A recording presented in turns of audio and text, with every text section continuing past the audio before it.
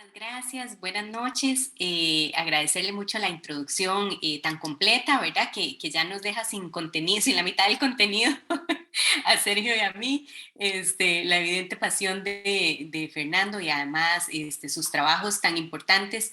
en materia de partidos políticos y de sistema de partidos políticos en Costa Rica son esenciales y materia de referencia también para, en mi caso, para muchos de los trabajos posteriores. Bueno, yo quisiera saludar muy especialmente a Monseñor Garita y también a la profesora Argentina Artavia que nos acompañan.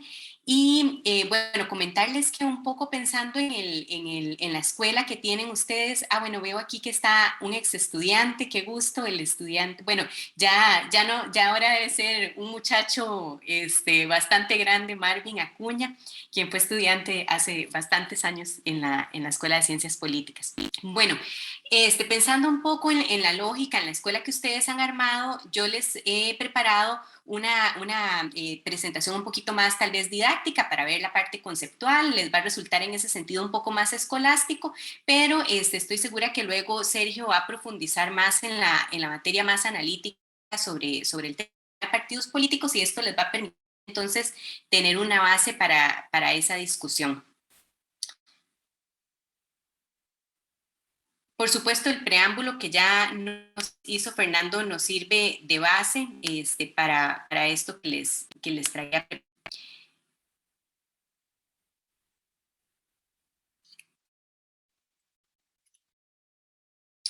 Bueno, es importante decir que hoy nos encontramos en un momento fundamental para la reflexión sobre los partidos políticos y además las categorías o la calidad de los partidos con los que tenemos relación en el caso costarricense, pero en general en las democracias occidentales.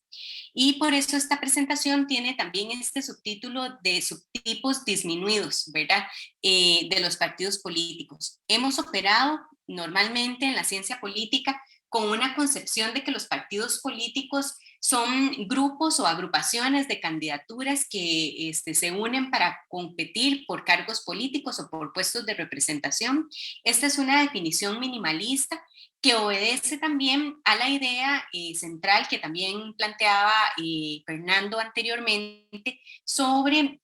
la temática de la necesidad de que la democracia sea una democracia de partidos, ¿verdad? Entonces, en ese entendido, hemos generado una conceptualización que es muy amplia y que ha ido reduciéndole categorías y sobre todo atribuciones a los partidos políticos, particularmente, digamos, con la crisis de los partidos de masa y la formación de los partidos atrapa todo, que son fundamentalmente maquinarias electorales que rebajan, digamos, sus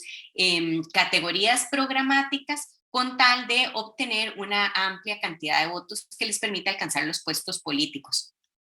El gran problema es que estos partidos políticos con esa concepción minimalista que les decía que era simplemente comprenderlos como grupos de candidatos o candidatas que se unen para ganar puestos de representación política,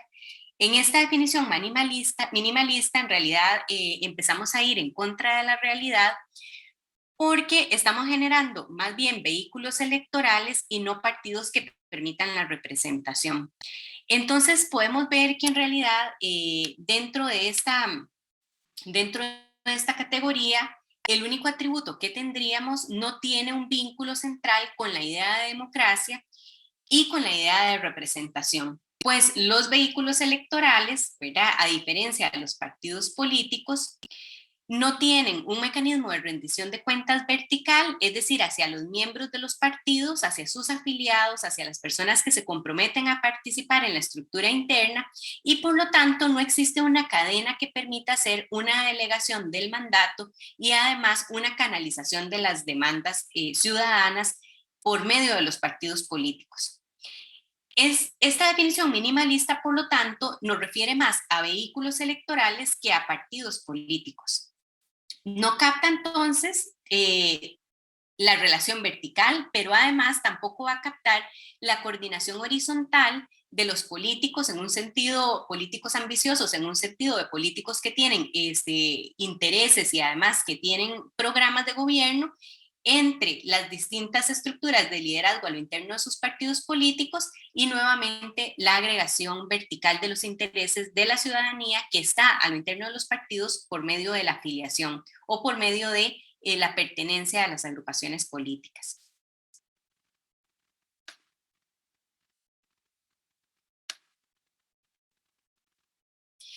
Si nosotros nos vamos a la relación teórica que hay entre los partidos políticos y la representación, tenemos necesariamente que pensar en lo que nos han planteado otros teóricos de la democracia, como Robert Dahl, en el que básicamente no podríamos rescatar que la simple competencia por votos permita la representación de las preferencias de los ciudadanos.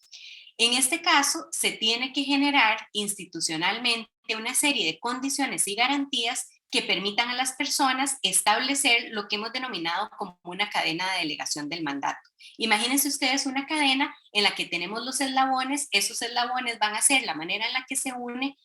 los intereses de la ciudadanía a través de los partidos políticos y que les llega directamente a las figuras que representan el liderazgo de estos partidos. Y a nivel institucional, esas condiciones y garantías tienen que permitir, por ejemplo, que las competencias electorales se dan en una situación de libertad e igualdad de condiciones, que está garantizada la libertad de prensa, que está garantizada la libertad en el ejercicio del voto, que hay garantías de equidad en temas de mujeres y hombres en la representación política. Por lo tanto, esto nos lleva a ver más recientemente que no todos los vehículos electorales o no todas las organizaciones que tienen esta concepción minimalista de partido político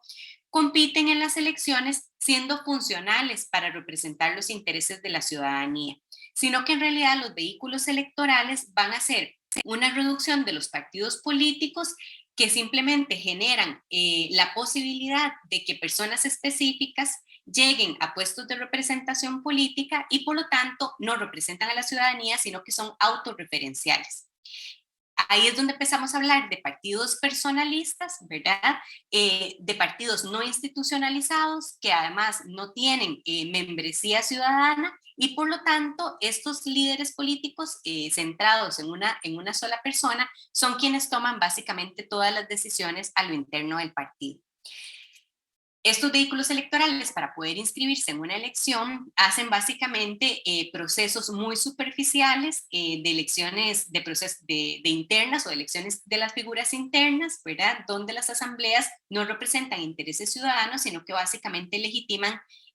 las aspiraciones y los intereses de la persona que está ejerciendo el liderazgo concreto.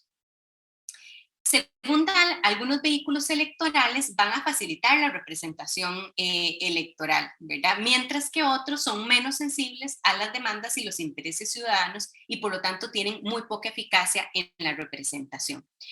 Nuevamente, cuando estos vehículos electorales no tienen mecanismos eficientes para representar demandas ciudadanas que se dan a través de los sectores y sus miembros, ¿verdad? Aquí es importante decir que los partidos políticos, cuando tienen membresías y afiliaciones, las tienen no solamente en carácter individual, sino que también tienen sectores y movimientos representados a lo interno de sus partidos. Mientras que los vehículos electorales nuevamente lo que van a hacer es representar de manera personalista los intereses de una figura que podría estar también ligada a determinado sector, pero que no hay una pluralidad de intereses a lo interno de ese partido político. Y eso le resta democracia interna a la organización. De manera tal que entonces un partido político diríamos que es un subtipo de vehículo electoral. El vehículo electoral está más alto en la escala de abstracción, ¿verdad? Pero también tiene menos atributos, es mucho más general y por lo tanto capta más tipos de organizaciones que se inscriben para competir electoralmente. Mientras que para estos autores en los que me estoy basando, que son Juan Pablo Luna y otros,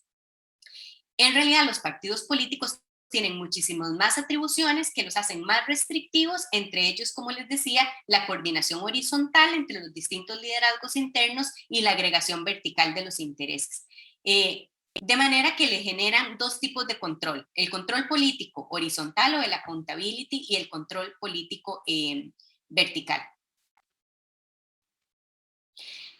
¿Cuáles podríamos ver que son esas características internas de un partido político? Bueno, por ejemplo, podemos ver que coordina actividades de políticos ambiciosos durante las campañas entre las elecciones. Van a ser políticos ambiciosos porque buscan ganar el cargo, ¿verdad? Y porque buscan empujar determinadas agendas políticas. Agregan verticalmente intereses colectivos. Estos partidos quieren acceder a cargos públicos, por supuesto, pero también buscan promover políticas públicas. Eh, a su vez, los partidos van a buscar ganar el poder estatal e imponer una asignación de recursos a través de las políticas e instituciones estatales, no solamente la ocupación de los cargos políticos, que eso es lo que denominamos también como partidos cártel o partidos cartelizados. Esto se va a lograr mediante la creación de coaliciones sociales que implica una coordinación durante las campañas y las elecciones. Ojo que estas coaliciones sociales nuevamente tienen que ver con sectores que están a lo interno de las agrupaciones políticas. El partido político, por lo tanto, tendría una coordinación horizontal y una agregación vertical de intereses. ¿Qué tendríamos en esta coordinación horizontal? Bueno, tendríamos primero actividad en elecciones y tenemos también entre elecciones, ¿verdad? Los vehículos electorales pausan completamente su dinámica política en el periodo entre elecciones porque únicamente se forman para conseguir cargos políticos. En elecciones, ¿qué tipo de coordinación se ejerce? Bueno, se monopoliza la selección de las candidaturas desde una estructura interna, ¿verdad? Hay un mecanismo y un reglamento que permite decir cómo se van a seleccionar las candidaturas. Esa selección de candidaturas tiene mecanismos democráticos que permite que no sean directamente a dedo, existen cuotas o existen sistemas de votación. Van a usar una etiqueta electoral común y además va a monopolizar la coordinación electoral estratégica desde un equipo de campaña. Entre elecciones va a haber coordinación en el Congreso, es decir, el partido político mantiene comunicación con sus diputaciones, ¿verdad? A partir además de las demandas de las militancias y de las jefaturas del partido, y coordinación con los gobiernos locales. Los gobiernos locales entre sí, que pertenecen al mismo partido, comparten agendas, comparten discusiones, generan proyectos políticos comunes y además generan un lazo de comunicación entre las distintas representaciones que tiene el partido a nivel público. Con respecto a la agregación vertical de intereses, que es lo que tiene que ver directamente en la comunicación entre líderes y miembros de las bases, los intereses colectivos se movilizan electoralmente, se les escucha a las bases para poder generar los programas políticos y además se canalizan y se intermedian esas demandas colectivas con la finalidad de que se traduzcan en agendas de política pública. Cuando vemos otra vez esta línea, ¿verdad?, de la coordinación horizontal en elecciones, podemos todavía ahondar un poquito más. En el monopolio de la selección de candidatos, vemos que las dinámicas de los partidos políticos autorizan la nominación de candidaturas en todos los niveles en los que existen candidaturas. Estas candidaturas aceptan las reglas y los procesos de nominación y además los resultados de las votaciones internas. En cuanto al monopolio de la coordinación electoral estratégica, la competición entre candidaturas del partido no afecta la probabilidad conjunta de acceder al cargo, ¿verdad? El partido luego va de manera unificada a las elecciones nacionales. La etiqueta electoral común nos permite que las candidaturas unifican el uso de un logo específico del partido, también los emblemas, el color y usan la propaganda específica del partido político. Con respecto al proceso entre elecciones, cuando hablamos de la coordinación en el Congreso, también es muy importante recuperar el concepto de disciplina partidaria, ¿verdad? Existen mecanismos que permiten poner de acuerdo a los integrantes del partido sobre las agendas de política pública. Y en cuanto a la coordinación entre gobiernos locales, se busca la consistencia general en las políticas al nivel de los territorios que ocupan cargos de ese partido político. En esta otra materia, que sin duda es la que más nos interesa para efectos de la convocatoria de hoy, que tiene que ver con la crisis de representación de los partidos, cuando hablamos de partidos de masas, por ejemplo, ¿verdad?, de esa era de oro de los partidos de masa, fundamentalmente podíamos ver que había una movilización electoral de intereses colectivos con demandas de las distintas facciones de las bases de apoyo, ¿verdad? No se interpreta que el partido tiene una sola base de apoyo, sino que existe una pluralidad de intereses dentro de esas bases. y que el partido tiene un núcleo estable de apoyos y por lo tanto, digamos, dentro de la pluralidad existen mecanismos para poder llegar a acuerdos y a determinados tipos de consenso.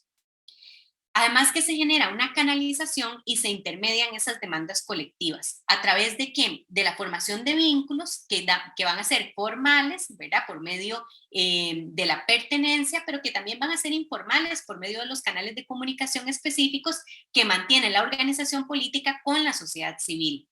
Presencia de miembros de organizaciones de base, pero también de la élite, ¿verdad? El partido no está secuestrado por la élite partidista, sino que hay una presencia en la distribución de los cargos internos con miembros de las distintas organizaciones que forman parte. La existencia, la consolidación de esos lazos formales entre las organizaciones y el partido a partir de convenios, de membresías, de afiliaciones, y también la existencia de esos lazos informales entre las organizaciones y el partido que se dan básicamente a través de reuniones, llamadas, conversaciones, consultas, validación, ¿verdad? Y que permite, por lo tanto, escuchar a los sectores en los procesos entre elecciones. Y luego las decisiones del partido se van a limitar por ese núcleo constituyente que está formado por todas estas agrupaciones de base. Ahora, cuando nos encontramos entonces con estos tipos disminuidos de vehículos electorales, lo que los autores nos hacen es una clasificación. Y vean que aquí vamos a hablar de partido político cuando existe la intersección entre la coordinación horizontal y la agregación vertical de intereses, ¿verdad? Cuando existen ambas atribuciones, entonces podemos hablar de partidos. En los casos en los que carecen de alguna de estas dimensiones, vamos a hablar de vehículos electorales. Y ahí podríamos hablar de partidos descoordinados, que son los que agregan intereses, pero carecen de coordinación horizontal. Vamos a hablar además de representantes independientes, ¿verdad? Candidaturas independientes, cuando no existe una plataforma política que les permita ni la coordinación horizontal ni la agregación de intereses, ¿verdad? Estamos hablando de figuras personalistas. Y luego vamos a hablar de partidos desarraigados cuando existe una coordinación al nivel de la representación de élite, ¿verdad? De los liderazgos del partido, pero cuando no existe ninguna comunicación con las bases o no existen las bases o además los afiliados no se toman en cuenta para los procesos internos del partido político. Bueno, ¿cuál es el escenario partidista en el caso costarricense? Aquí voy a acelerar un poquito para poder darle tiempo a mi compañero que continúe con la reflexión. Bueno, nuestro panorama es un panorama de altísima fragmentación legislativa, pero también presidencial. Vamos a medir la fragmentación presidencial en el número de partidos políticos que se dividen los votos en la elección presidencial. Vamos a ver que en las últimas elecciones la tendencia es que los presidentes lleguen al poder con menos porcentajes de votos y por lo tanto tienen que ir a la segunda vuelta o el balotaje, dado que no llegan al umbral del 45% requerido para pasar en primera vuelta. Y además esto hace que la combinación de fragmentación legislativa con presidentes que llegan con muy poco porcentaje de votos, no genera entonces la situación problemática del gobierno dividido. Y por lo tanto, esto acarrea serios problemas de gobernabilidad. Luego vamos a ver que en situaciones de gobierno dividido, el único mecanismo posible para establecer acuerdos que permitan sacar adelante agendas de políticas públicas es la formación de coaliciones. Costa Rica tiene poca cultura política en la formación de coaliciones y esto hace que nuestras coaliciones no perduren. No van a perdurar por una vasta cantidad de razones, pero podemos decir una muy importante es el transfugismo. Muy rápidamente las propias tracciones legislativas se quedan sin los diputados originales, puesto que empiezan a declararse como independientes. Luego, porque hay una desinstitucionalización de los partidos, porque una parte de los miembros de estas coaliciones son vehículos electorales. ¿Cómo se traduce esto al final en un problema? En que en realidad las personas que dan la adhesión al partido ganador no tienen una base de sustento o de sostén y por lo tanto entonces se rompe, digamos, el compromiso de los ministros que acceden al cargo por la vía de la coalición con su unidad partidista, ¿verdad? Que los abandona, o bien el partido político se hunde entre elecciones y se queda solamente la persona que ha accedido al proceso de coalición. De manera que para poder formalizar coaliciones necesitamos partidos institucionalizados y que la coalición tenga un compromiso casi firmado y formal que permita establecer cuáles son los compromisos para poder hacer que las coaliciones perduren en el tiempo. Luego el personalismo, que lo hemos discutido un poco en las diapositivas anteriores, y luego porque las coaliciones son fundamentalmente oportunistas y no programáticas. Se forma la coalición para alcanzar los cargos políticos en ministerios específicos, pero no para defender propuestas programáticas. Y por lo tanto, esto también hace que cuando se desoyen las recomendaciones o hay un escándalo, ni el partido en el gobierno ni los partidos asociados tengan el interés de luchar por un proceso o por un programa, sino únicamente por el cargo. Vean que aquí podemos ver en esta lámina, en este cuadro, el porcentaje de votos en primera ronda de los candidatos a presidente y además los escaños oficialistas con que esos presidentes llegaron al poder.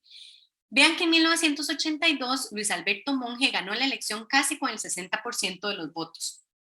y obtuvo 33 diputaciones, es decir, superó la mayoría absoluta, ¿verdad? En el caso de Óscar Arias, en su primer mandato,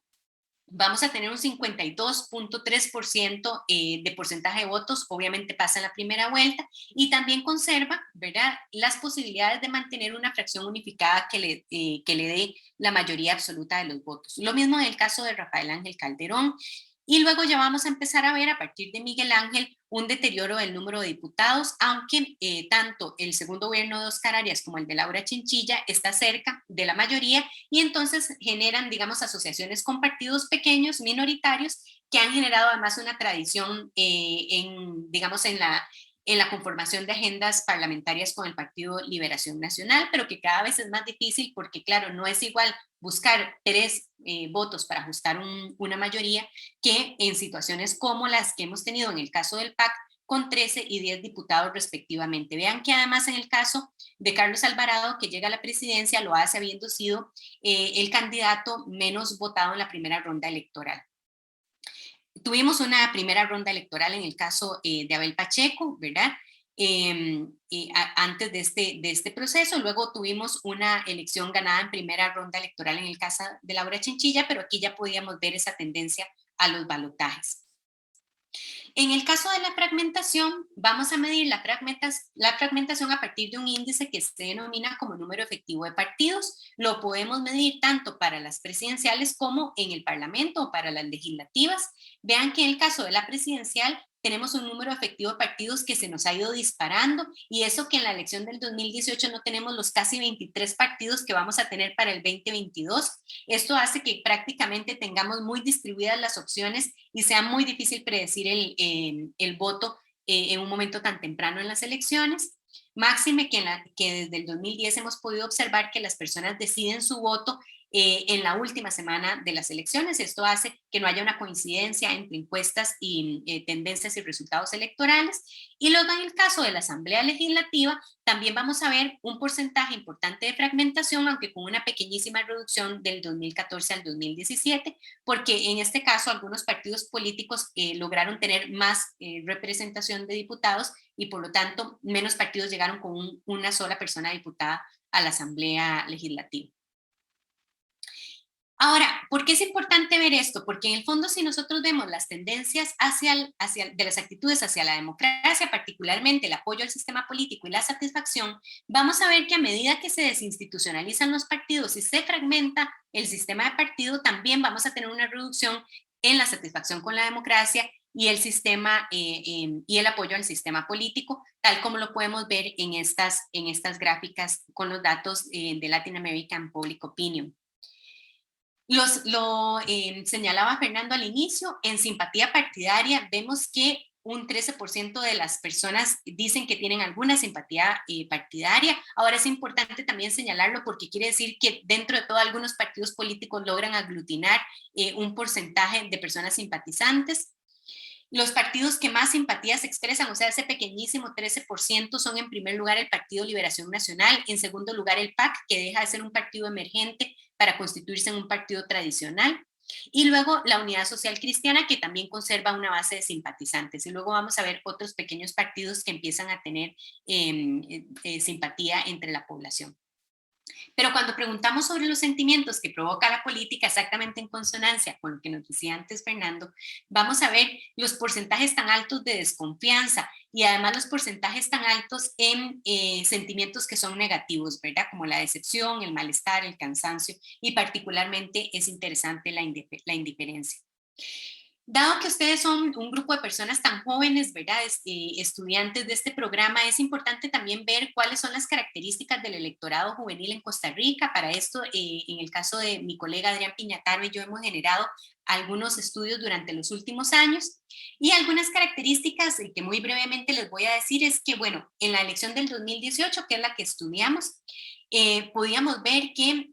las personas que por primera vez votaban en esta elección ya habían nacido en una Costa Rica multipartidista. Nosotros hemos empezado a fragmentar nuestro sistema de partidos a partir de 1998, de manera tal que las personas que nacen en el año 2000 no tienen una socialización arraigada al esquema bipartidista, nacen ya en una Costa Rica con un sistema fragmentado de partidos políticos y además en discusiones de más amplia polarización política, ¿verdad? Desde la aparición de partidos como el Frente Amplio, el Movimiento Libertario y más recientemente con la aparición de Restauración Nacional y el Partido Integración Nacional, que tenían discursos sumamente radicales en la última campaña. Con respecto a las posiciones ideológicas, lo que nos vamos a encontrar es que las personas jóvenes son más propensas a ser promercado, por lo menos en esta última elección, no así en la del 2014, van a ser ligeramente, ¿verdad? Pero no significativamente más abiertas culturalmente. Y esto nos muestra, digamos, mayor tolerancia a distintos grupos y demandas por la ampliación de derechos humanos, pero también son más críticas y menos defensoras de la democracia. Las personas jóvenes tienen menos apego al sistema democrático y están más dispuestas a adoptar líderes autoritarios, y esto es fundamental cuando hablamos de vehículos electorales, que dentro de las discusiones personalistas nos vamos a encontrar precisamente discursos populistas que echan mano muchísimo de los esquemas autoritarios, como lo podemos ver, por ejemplo, en este momento en El Salvador con Nayib Bukele y el vehículo electoral de Ghana.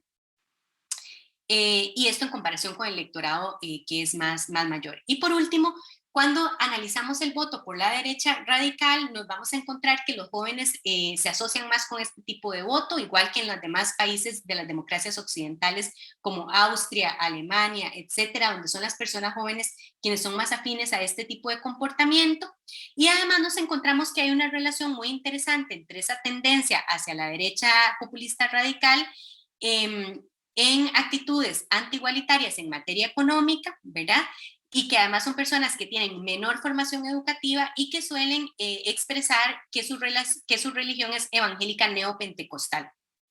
A diferencia de otros países, en el caso costarricense, son más las mujeres, y aquí sí con un criterio estadístico significativo, que los hombres los que se adhieren o tienden al voto por partidos de derecha populista radical. Y esto es muy interesante también en el caso de personas jóvenes como ustedes que hoy están en este curso, digamos, para el análisis y la discusión. Esto es básicamente lo que podemos ver también con respecto al voto por partidos que hemos clasificado a partir de sus mensajes electorales en la campaña de 2018 como partidos de derecha radical populista. Y aquí nos podemos ver perfectamente que, contrario, digamos, a lo que ha sido el sentido común de expresar que son partidos apoyados por personas mayores, a menor edad, mayor la tendencia al voto por estas agrupaciones políticas. Bueno, ya les di algunas de estas características y la presentación se las puedo dar para no profundizar muchísimo, pero sí es importante decir que en el caso de las personas católicas nos hemos encontrado más bien una relación positiva de apoyo a la democracia, ¿verdad? Y de tendencia, digamos, a el sostenimiento de partidos con características más tradicionales y menos personalistas. Y bueno, con esto terminaría para darles un espacio de discusión y preguntas y además para permitirle a mi compañero Araya continuar con su parte. Muchas gracias. Muchísimas gracias, doña Ilga, por esta presentación y explicación tan importante. Tal vez más bien yo le pediría a don Sergio si nos comparte su parte y entonces al final compartimos un diálogo con los participantes del seminario. Muchísimas gracias. Claro, no, perfecto. Muchísimas gracias. Primero a don Fernando Sánchez, rector de la universidad, al padre Alexis, que es el coordinador de estos proyectos, por supuesto a la profesora Argentina Artavia y a todos los demás liderazgos que han estado detrás de de esta magnífica iniciativa de la Academia de Liderazgo Católico. Por supuesto a la compañera Ilka Treminio, una extraordinaria disertación como es usual en ella, y a los integrantes de la conferencia episcopal que amablemente nos están siguiendo, y por supuesto y fundamentalmente a las y a los participantes de esta academia. En realidad, bueno, la parte conceptual creo que Ilka la ha planteado con bastante precisión, con bastante rigor. Yo voy a ampliar algunos aspectos únicamente a nivel de complemento, pero voy a utilizar una presentación que tengo por acá exclusivamente para que me sirva de respaldo, pero voy a ir contextualizándola con lo que voy a desarrollar en los minutos que me han asignado. Antes y de la intervención de Ilka no pude privarme de compartir con ustedes esta pequeña filmina que corresponde a otra presentación que había hecho, que me pareció fundamental. Ya de alguna forma Ilka la había planteado. Vean ustedes que en el 2018 es el clímax de este tema de la fragmentación de la representación política, y lo vimos en el cuadro comparado que hizo ella de las diferentes elecciones de presidente de 1982 a la fecha. Yo aquí comparto particularmente el resultado de la primera ronda de las primeras 4 fuerzas políticas que intervinieron en la contienda celebrada 3 años atrás. Y efectivamente se nota lo que decía atinadamente Ilka, como inclusive los dos partidos o los dos liderazgos que en representación de estas dos fuerzas políticas, Restauración Nacional y Partido Acción Ciudadana, llegan a la segunda vuelta en abril de ese año, juntos no logran alcanzar ni alrededor del 45-46% de los votos válidamente emitidos, que en el pasado era lo usual, que quien ganase, ya lo vimos en ese cuadro que planteó Ilka, se superase el umbral del porcentaje mínimo para no tener que acceder a segunda ronda en nuestro país. Y esto además es un dato importante a reseñar, son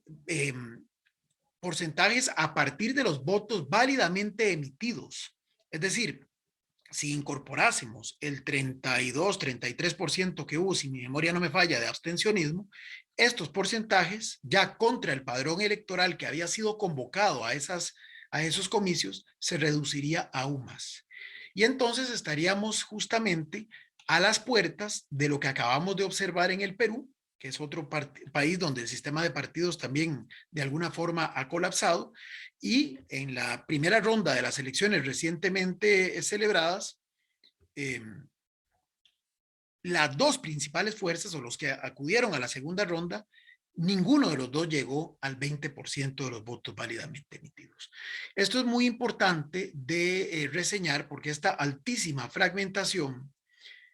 lo que nos permite es determinar que tenemos cada día un sistema político muy complejo, un proceso de construcción de toma de decisiones bastante complicado, y que necesariamente, y aquí entra ya en la parte de mi intervención, requeriría paradójicamente partidos políticos, no importa en un esquema de multipartidismo, pero partidos políticos claramente institucionalizados, y no esos vehículos electorales a los que muy claramente Ilka aludía,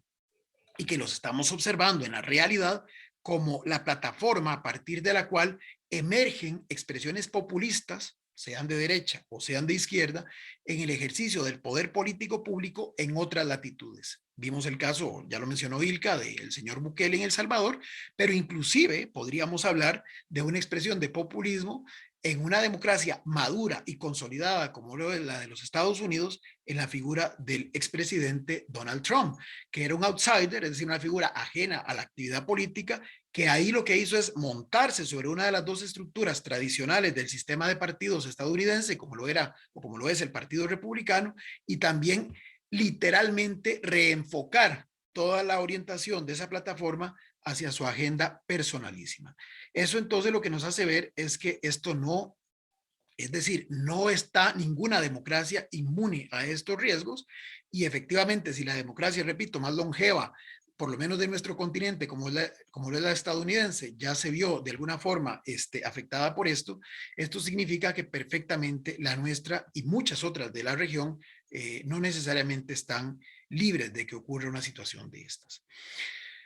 Ahora bien, ¿cómo tienen que ser entonces justamente los partidos políticos para que puedan realmente ser institucionalizados?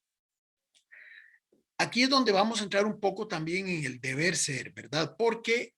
vamos a ver, la legislación costarricense, en el caso de nuestro país particularmente, sí claramente establece, como bien lo dijo también Ilka, que los partidos políticos son organizaciones de asociación libre. Es decir, es la ciudadanía la que voluntariamente decide conectarse, ya sea en una agrupación política. ¿Para qué? Para tratar de acceder al poder político. Eso es totalmente válido, correcto, y además ha sido la fórmula en la que los sistemas de democracia representativa prácticamente durante todo el siglo XX e inicios de este han encontrado el mecanismo para tratar justamente de articular y canalizar intereses y demandas de distintos sectores, pero de una forma coherente, de una forma cohesionada, de una forma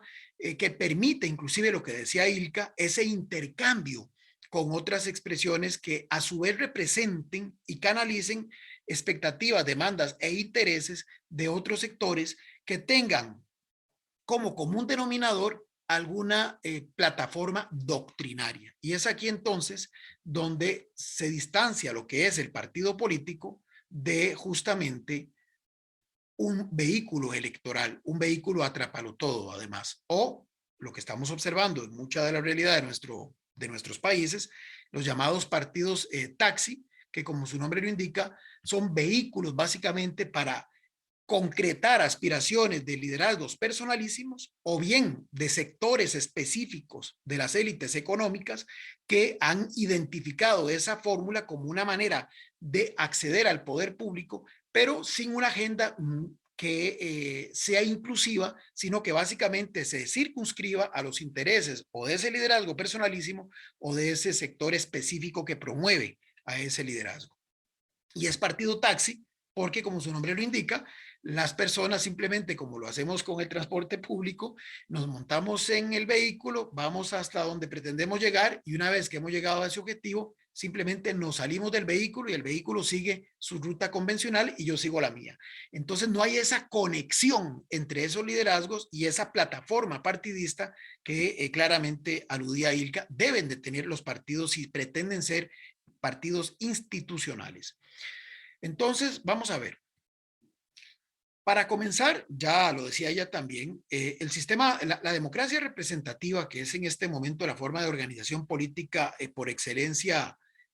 más apropiada, que es la que permite la canalización de los intereses de los distintos sectores de la sociedad de una forma en que se pueda canalizar lo que llamamos de manera institucionalizada el conflicto social que suele darse en cualquier sociedad.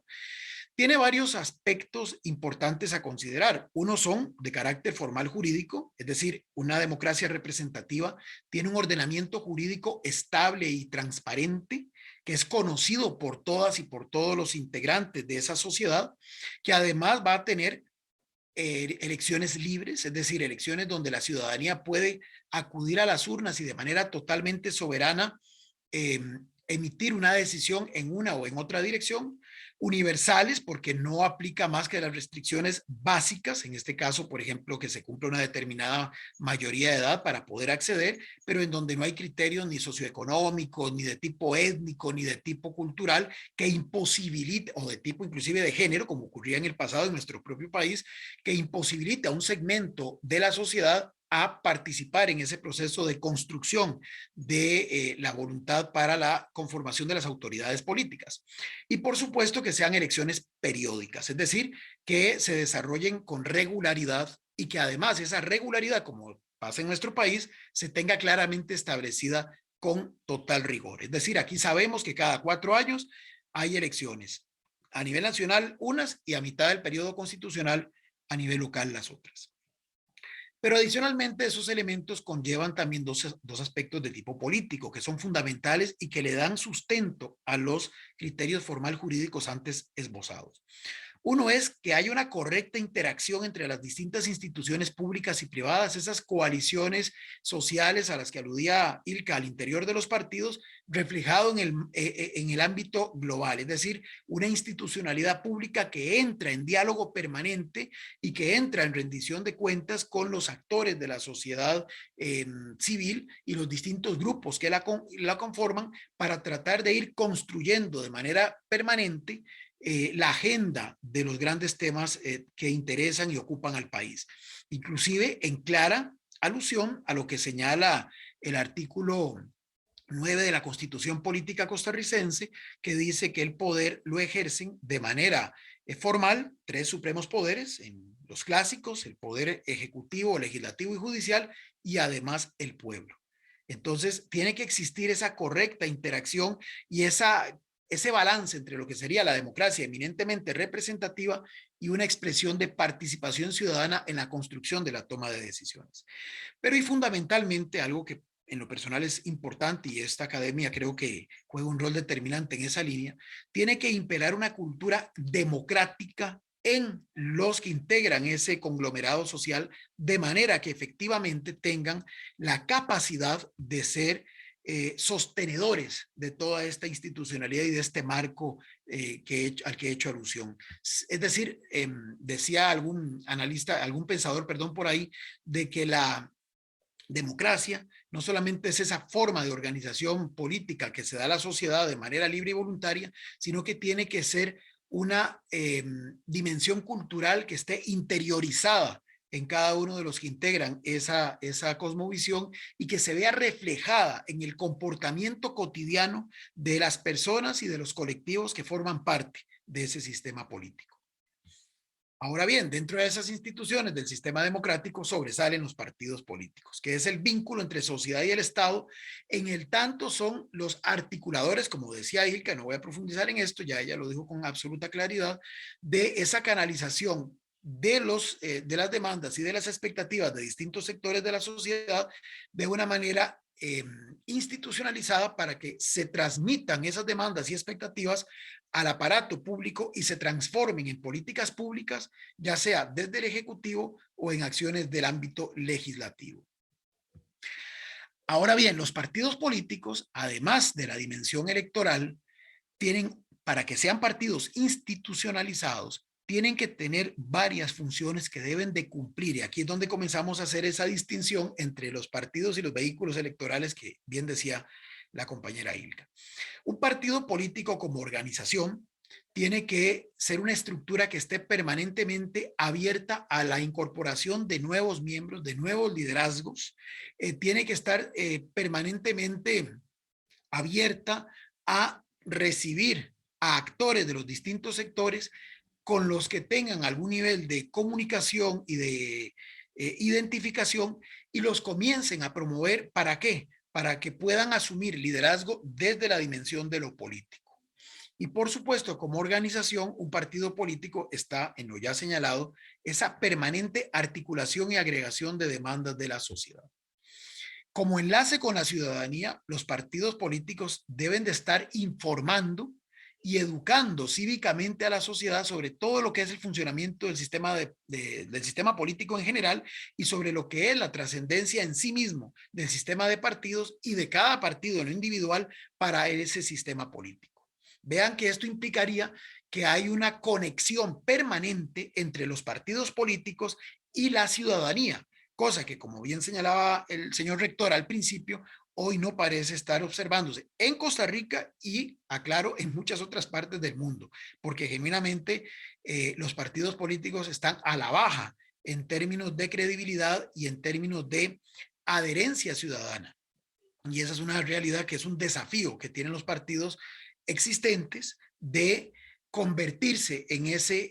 enlace, en ese instrumento a través del cual se puede el sistema político conectar con el ciudadano y la ciudadana común. ¿Y por qué? Porque además los partidos están llamados a promover la participación política de la ciudadanía. En el ejercicio del gobierno, diseñan y ejecutan las políticas públicas y son el partido en el poder o forman parte de una coalición que ejerce el poder, o bien organizan la oposición y sirven de contrapeso al oficialismo desde justamente la trinchera de la oposición. Pero ¿qué pasa? Si se centran únicamente en el ámbito electoral, corren el riesgo de irse desdibujando, de ir perdiendo su identidad ideológica y doctrinaria y de convertirse en eso que llamábamos maquinaria o vehículo electoral exclusivamente. Y esto además, un indicador claro de que esto está ocurriendo es que desaparecen como organización activa en tiempos no electorales y se van convirtiendo en este fenómeno que llamamos partido taxi. Y me voy a detener aquí un momentito. Si ustedes revisan el sitio web del Tribunal Supremo de Elecciones, ustedes van a observar en el enlace de partidos políticos que en este momento, y no voy a hablar de los que están organizándose de cara a participar en la contienda 2022, en general hay 149 partidos políticos inscritos en el Tribunal Supremo de Elecciones. De ellos 30 a escala nacional, es decir, que pueden aspirar a presentar candidaturas tanto para la presidencia de la República como para las 57 curules del Parlamento. Hay 25 de carácter provincial distribuidos en las 7 provincias que pueden aspirar básicamente a curules legislativas o al ámbito municipal. Obviamente los partidos de alcance nacional también pueden participar en procesos municipales. Y hay 94 partidos inscritos a escala cantonal, que como su nombre lo indica, su área de jurisdicción es estrictamente un microterritorio denominado cantón. Hay 94 obviamente distribuidos entre los 82 cantones que hay en este momento registrados. Bueno, ya van a haber próximamente 83, pero digamos que es una gama amplísima de partidos políticos. Ahora bien, ¿es una expresión de multipartidismo? No necesariamente. Es decir, si nos vamos por el criterio estrictamente cuantitativo, pareciera que sí. Imagínense, 149 partidos políticos es una cosa que parece realmente increíble de dimensionar, porque tampoco es que existe un nivel de involucramiento tan amplio de la ciudadanía como para suponer que esos 149 partidos políticos realmente representan políticamente a segmentos específicos de la sociedad. Más bien cuando, como lo decía don Fernando, cerca del 57 o 60% de la ciudadanía dice no estar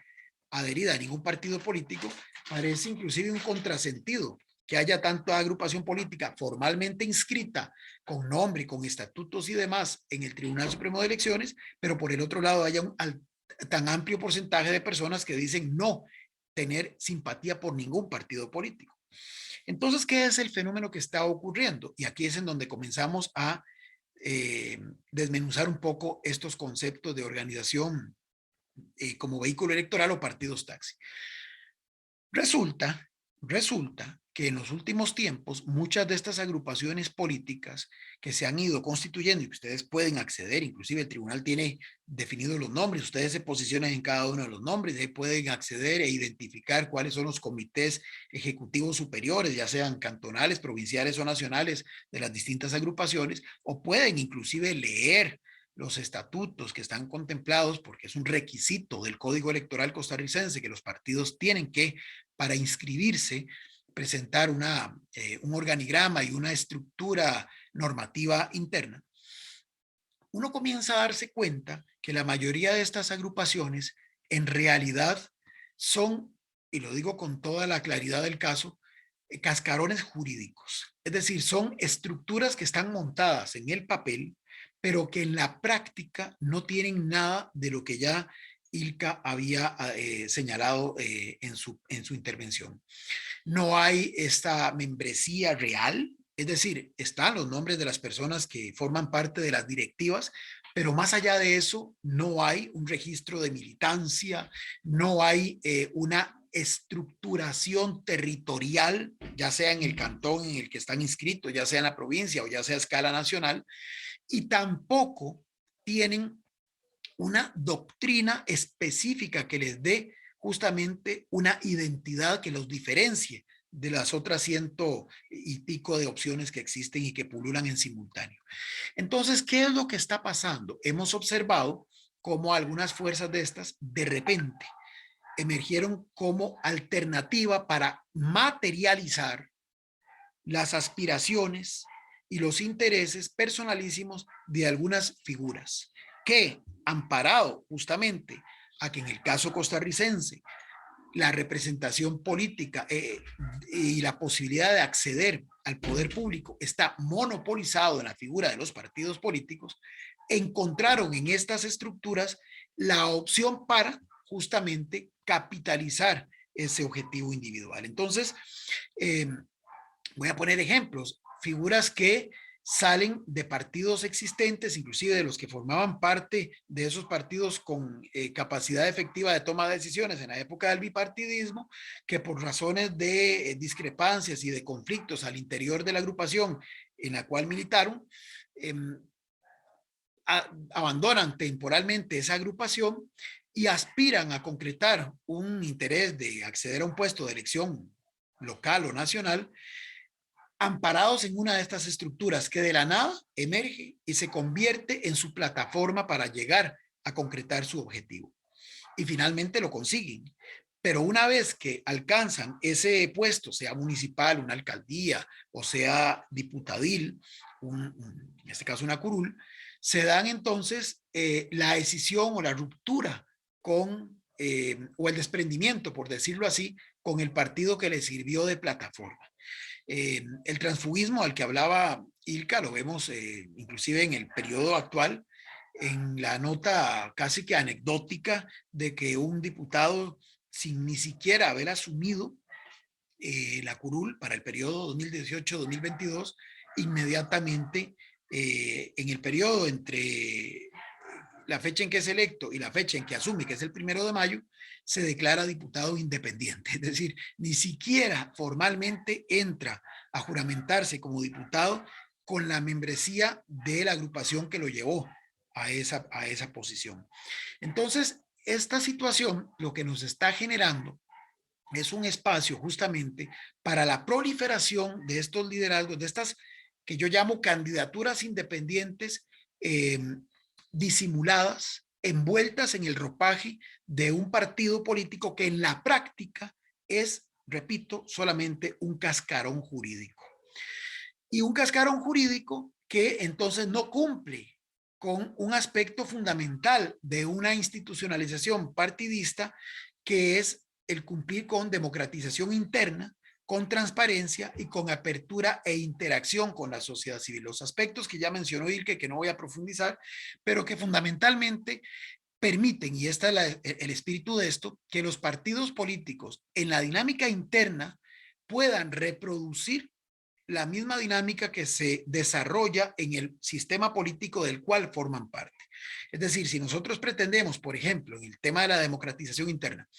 estamos hablando de que nuestro sistema es un sistema con elecciones libres, periódicas, universales. Bueno, la idea es que los partidos internamente asuman estos mismos criterios y que entonces en la construcción de la toma de decisiones, sea de la escogencia de sus aspirantes a puestos de elección popular, sea en la escogencia de quienes los van a dirigir permanentemente en los órganos internos que el partido puede darse a sí mismo como parte de su autonomía organizativa, sea en la construcción de las propuestas programáticas que le van a presentar al electorado en una campaña, o inclusive sea en las propuestas que van a asumir como parte de sus posiciones políticas a lo largo de un periodo constitucional, inclusive en periodos no electorales, se dé ese involucramiento de toda su membresía. Por ejemplo, que se respete, digamos, la inclusividad. Hoy, y eso es un logro de la sociedad costarricense, tenemos el concepto de la paridad de género, por ejemplo, que está contemplado inclusive a nivel legal y que obliga a los partidos políticos a que no solamente en las papeletas de elección de las diferentes instancias, sea municipal, legislativa o presidencial, se garantice esa posibilidad de que hombres y mujeres por igual tengan acceso a los puestos de elección, sino que adicionalmente se obliga a los partidos políticos, que son realmente estructuras permanentes, a que, por ejemplo, de la financiación pública a la que tienen derecho aquellos que hayan participado en procesos electorales, hayan alcanzado al menos el 4% de los votos válidamente emitidos, o al menos un diputado o una diputada en el caso de las elecciones nacionales, pues de ese porcentaje de financiamiento público, un porcentaje el que el partido, eso sí, en el ejercicio de su autonomía decida, lo asigne al proceso de empoderamiento, por ejemplo, de las mujeres, a través de procesos permanentes de capacitación, de sensibilización, de preparación de sus capacidades y de sus habilidades blandas para que puedan efectivamente ejercer una participación activa y propositiva al interior de esas agrupaciones políticas. Ese es un ejemplo, pero hay muchos otros a través de los cuales la legislación pretende que los partidos políticos costarricenses, por lo menos, desarrollen esa inclusividad y esa efectiva participación de distintos sectores en la construcción del diario vivir de dichos partidos políticos. El tema de la transparencia, que todos los procesos tengan absoluta claridad, que todos los miembros las conozcan con antelación, que inclusive los miembros que se sientan afectados porque las decisiones son asumidas de manera opaca o completamente de forma, digamos, arbitraria, puedan ser denunciadas ante, en este caso, el organismo que regula todos los procesos electorales, como lo es el Tribunal Supremo de Elecciones, y se han creado inclusive figuras como el recurso de amparo electoral para que un miembro o una persona que tenga alguna aspiración dentro de un partido político y siente que ha sido lesionado alguno de sus derechos pueda perfectamente exigir el resarcimiento y la recuperación, digamos, de esa afectación que subjetivamente percibe ha sufrido. Y por supuesto, la apertura de interacción con la sociedad civil lo que establece es que los partidos políticos estén en ese permanente diálogo, no solamente cuando están en procesos electorales, sino en los periodos no electorales con los distintos sectores de la sociedad civil. ¿Para qué? Para ir construyendo justamente sus posiciones político-programáticas a la luz de lo que la ciudadanía y esos sectores planteen, pero especialmente a partir de una visión doctrinaria que cada partido teóricamente debería de tener. Pero ¿qué pasa entonces con estos partidos taxi que mencionaba o con estos montones de partidos inscritos en este momento en nuestro registro de partidos del Tribunal Supremo de Elecciones? Que la mayoría son, repito, cascarones que no están en condiciones justamente de cumplir con ninguno de estos tres aspectos. Y por eso se convierten en la herramienta a través de la cual se canalizan esas aspiraciones de estos liderazgos personalísimos, que perfectamente no comulgan, no comparten nada de la supuesta orientación del supuesto proyecto político que esa agrupación política dice tener así reflejado en sus estatutos. Y por eso estamos viendo hoy circunstancias tan, digamos, interesantes de que, por un lado, tenemos una rotación en lo que son las élites políticas bastante dúctil, es decir, de repente tenemos que, y aquí no es un cuestionamiento en lo personal a nadie, simplemente para ilustrar lo que quiero decir, figuras que han participado como precandidatos en una agrupación política aspirando a la candidatura, por ejemplo, presidencial, que en cuestión de días, ni siquiera meses, terminan saltando a ser candidatos a la presidencia desde otras fuerzas políticas que inclusive, si nos vamos por el nombre o si nos vamos por el supuesto planteamiento doctrinario que dicen defender, resultan hasta un tanto contradictorias. Entonces, todo esto, además, ha ido generando, por otro lado, que ciertos sectores de la sociedad no se sientan representados en estos vehículos electorales que, repito, están construyendo básicamente plataformas para canalizar intereses de liderazgos personalísimos y entonces están optando por impulsar sus propias plataformas, aprovechando que el marco legal costarricense es muy laxo y muy flexible y permite la construcción de partidos políticos con muchísima facilidad. De ahí ese número de 149 que mencionaba. Entonces hoy estamos comenzando a tener fenómenos de sectores específicos que comienzan a organizar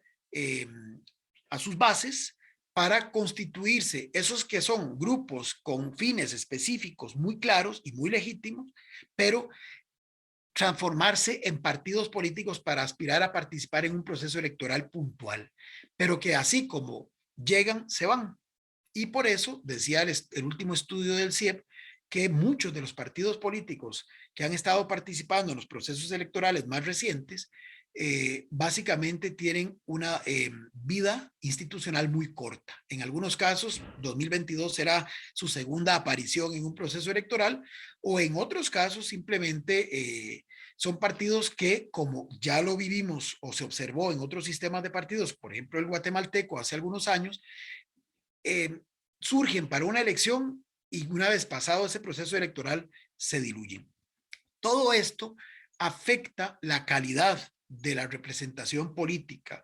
y empobrece el diálogo político que se tiene que dar ya en la definición de las grandes políticas públicas, sean desde el ámbito de lo ejecutivo o desde el ejecutivo en interacción con lo legislativo. Entonces, el que exista esta proliferación de partidos taxi convertidos en o de vehículos electorales sí afecta la calidad de la gobernanza y afecta la calidad de la democracia. Entonces, el problema acá,